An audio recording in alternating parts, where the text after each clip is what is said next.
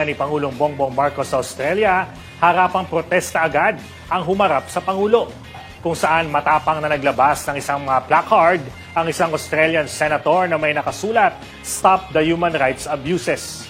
Grabe naman yan no? Hindi talaga lahat magiging masaya sa pagpunta ni PBBM dyan sa Australia.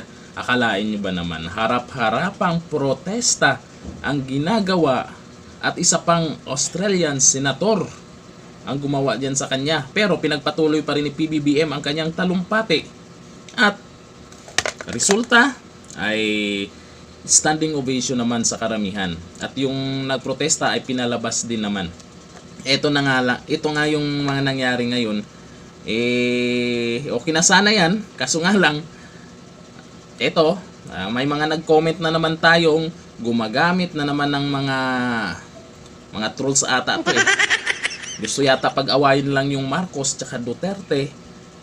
Tingnan nyo naman yan. Sinisi na naman kay Tatay Digong. Ito siya ang sumalo sa kasalanan ni Digong. Nadamay na naman si dating Pangulong Duterte dyan. Dahil madaming yan sa PAS admin na bunton lang sa kanya. Aba, okay lang, at least standing ovation naman at pinuri siya. Ignore those toxic peoples around na kinaladkad palabas yung babae, never mind. Kasalanan ni Digong. Yan, at dapat papasukin ang ICC. Tingnan nyo naman sa ganitong issue, di ba?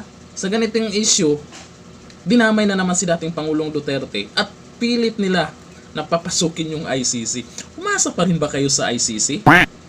Yung mga natutuwa noon na nandito na daw yung ICC, nako, pinasaya lang kayo ng kaunti, tapos pinaasa lang kayo. Parang hindi nyo kasi, ewan ko lang kung nagbulag-bulagan kayo sa mga nangyari ngayon o naniniwala kayo sa mga pambobola ng mga bayarang vlogger.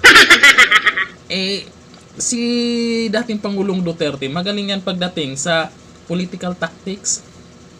Yung mga bawat sinabi niya ay siyempre pag-aralan nyo naman, hindi yung kung sus talaga. Sabihin nyo takot sa ICC, mayroon na daw yung ICC, ay sus talaga.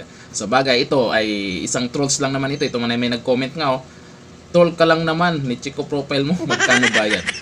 Diba? Karamihan naman ngayon, kahit dito nga sa atin, dito sa page natin, minsan, sabay-sabay nagko-comment, kontra dyan sa ginawa nating video. At galit sa Duterte talaga. Puro mga anti-Duterte nagko-comment. Pero ang malaking katanungan, bakit hindi totoong profile account nyo ang ginagamit? Kaya napaisip ako, kahit pa 100 yan na kumontra kay dating Pangulong Duterte nag-comment dyan sa atin, napapaisip ako, baka isang tao lang yan. Diba? Sa tingin nyo, ano kaya? Kasi maniniwala ako, kahit karamihan naman, kahit mga viewers natin dyan, hindi na bago yung trolls na yan. Maniniwala po yan. Pag nag-comment kayo dyan, may maniniwala sa inyo at maniniwala po yung mga vloggers, kahit hindi ako, kahit sa iba, kasi nagbabasa din naman kami sa mga comment, kung yung ginamit nyo, yung totoong profile account nyo, kung kaya nyong panindigan yung mga pinagsasabi nyo. Kami, nakikita nyo yung mukha namin.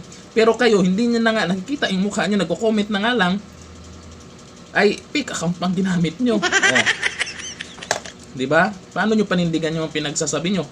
Yung mga pinagtanggol nyo, nasisira lang. Kasi isipin, ay bayaran ni ganito yun. Ay bayaran ni ano to. Kasi ang dami. Mga comment nyo, puro fake account naman yung gamit nyo. Sa ganyang issue, dinamay nyo na naman si Tatay Digong. Sus, Ginoo. Hanggang dito na lang. Thank you. Bye-bye.